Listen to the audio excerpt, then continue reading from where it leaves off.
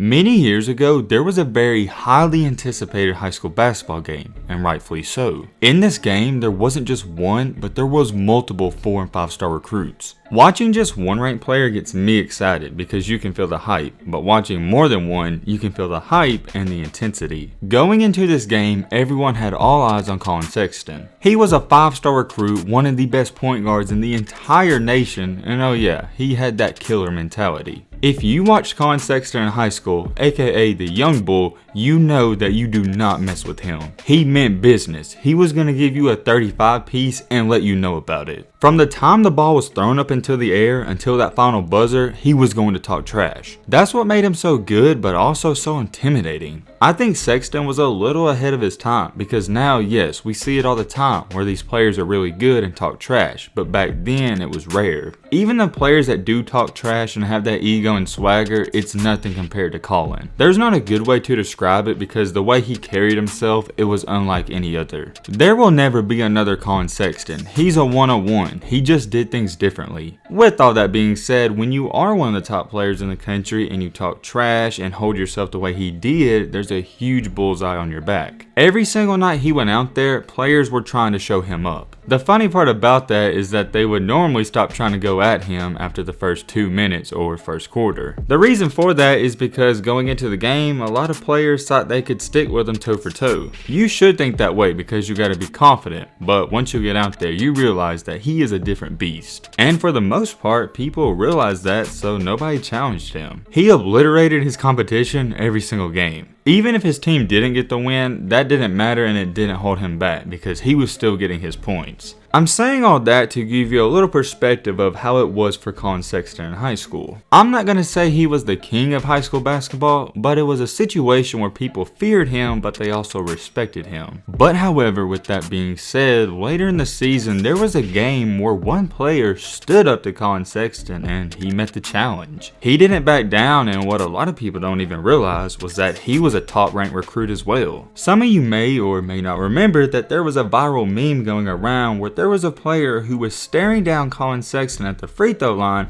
and Collin saw him and then stared down him back until he looked away. Honestly, from a hooper standpoint, it gave me chills because you know how confident you gotta be to even pull that off. Let me state this first, both players were confident because do you know how confident you gotta be to stare down freaking Collin Sexton? We all knew that Collin was confident, and some people would even say he was cocky. I don't think you understand how legendary that is because when we're in public and we catch somebody staring at us, we normally look at them and look away. How weird and psychotic do you gotta be to catch someone staring at you and then stare them back down until they look away? If I told you to describe Collin Sexton without saying his name, that would be the video that would fit it perfectly. Some people would even say he's crazy and he's too aggressive, but I don't think so. I think he's the ultimate competitor. That's why he's one of my favorite high school hoopers of all time, because he's got that dog in him. A lot of people just remember seeing the meme and they thought it was funny, but what they didn't know was that the guy who stared him down was also a 4-star recruit. Not only that, but it was also in a competitive game against 2 of the top teams. I find it really ironic too because a lot of people were trash talking that kid and saying, oh, why would you try Sexton, why would you do that, and blah blah blah blah. What people don't understand is that that guy in the video is not some random dude. He could hoop. He couldn't just hoop, he was one of the best hoopers in the country as well. That happened years ago, and we know how it played out for Collin Sexton. He's having a solid NBA career. But it leaves us with the question today, what happened to the guy who stared down Collin Sexton? What's good, y'all? I hope you're having a blessed day. Just wanted to drop by and say we're on the road to 5 million subscribers. So what are you doing? If you're new to the channel, join the family, hit that subscribe button, and leave a like for more. Now without further ado, let's get into this story. The guy who stared down Collin Sexton, or the guy who got stared down by Collin Sexton, however you want to say it, his name is Luther Muhammad. One thing you need to know about Luther before we even say anything is that this isn't your average Joe. He was a 6'3", 185-pound point guard who was a 4-star recruit and ranked in the top 70 in ESPN. I'll probably say this more than once in this video, but I still can't get over the fact that nobody knew who he was. Collin Sexton's rise from an unranked to a 5-star recruit happened in less than 7 months, but Luther's story is a little different. As just a freshman in 28 games played for his high school, he only averaged 8 points per per game. In the following year is when he had his breakout season and when everyone started to pay attention. As a sophomore, he jumped his points per game up to 21.7 and also pitched in 2.6 assists and 5 rebounds. That's when he got most of his attention, whereas for Collin, he got most of his junior season. Or not his junior season, but the summer of his junior year. The following 2 seasons for Muhammad, which was his junior and senior year, they were solid. He was averaging roughly 16 points per game for a really good high school team.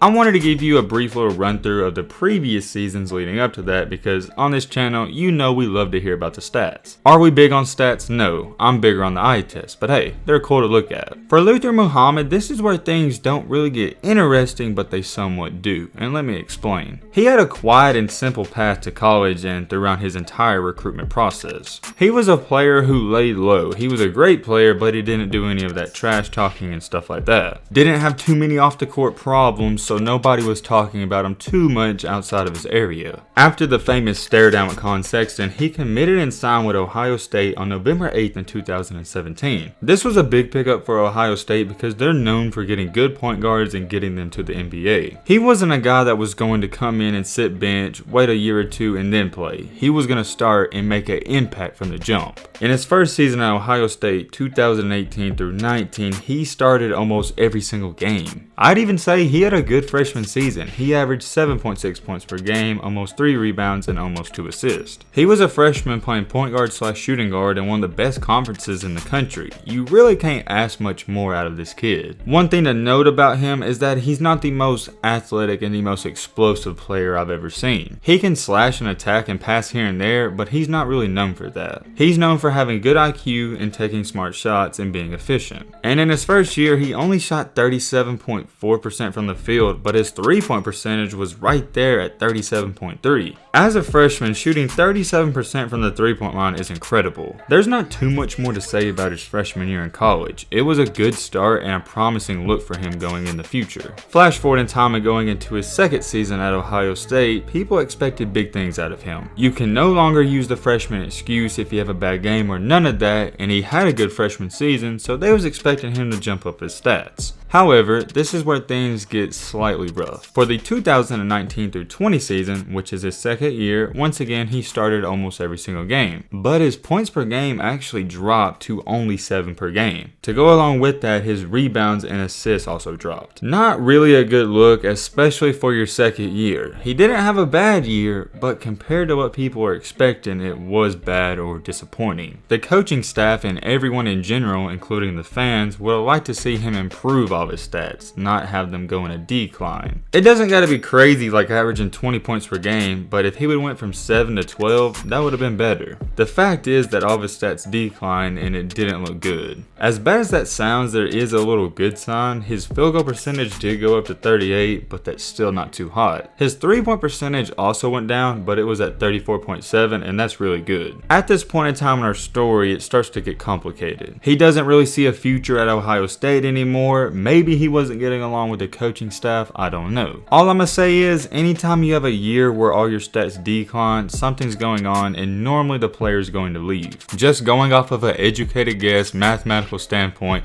or theory, whatever you want to call it, if you have a declining year, that means the following year is going to be another decline. We see this trend a lot in college. If players are going up every single year in their stats, they continue to go up. But if their second year is worse than their first year, normally, more times than not, the third year is going to be worse again. With that being said, things were not working out, so on April 5th in 2020, he entered the transfer portal. Then, only 9 days later, on April 14th in 2020, he transferred to Arizona State. So Luther Muhammad joined Arizona State last year around the same time. I couldn't find a definite answer from a legit source, but from every article I read, it was said that he wasn't granted immediate eligibility, which in other terms means he applied for a transfer waiver and was denied. I know some of you probably don't know what that means, and all it means is that he has to sit out one season. And that's exactly what happened. In this current year that just happened, 2020 through 21, he did not play for Arizona State, but he's on the team. Really unfortunate that he couldn't play because I know they could have used him this year because they were struggling a lot. He could have definitely helped out Josh Christopher and some of the other guys on that team. If everything goes as planned and he doesn't get hurt, he will be playing for Arizona State next season. There's still hope for him, and he could even make the NBA. He's got 2 years left of college basketball, and in his first and second year, yeah, they weren't great, but I'd say they were good. Compared to the guy he stared down, Collin Sexton, they're not having similar careers, but Luther is on the rise. One thing I've always said is that you can't count a guy out like this because he doesn't have any off the court problems. I don't know him personally, but he seems like a great and humble dude, and I'd love to see that in guys.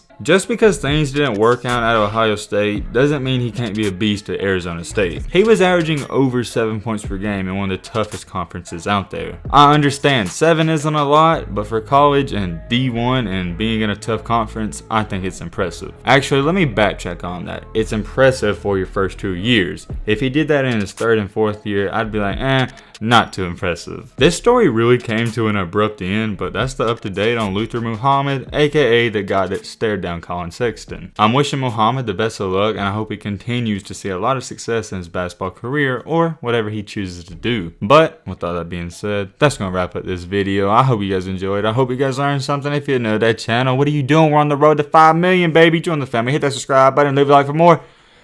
And as always, let's be great. I'm out. Yeah. Peace.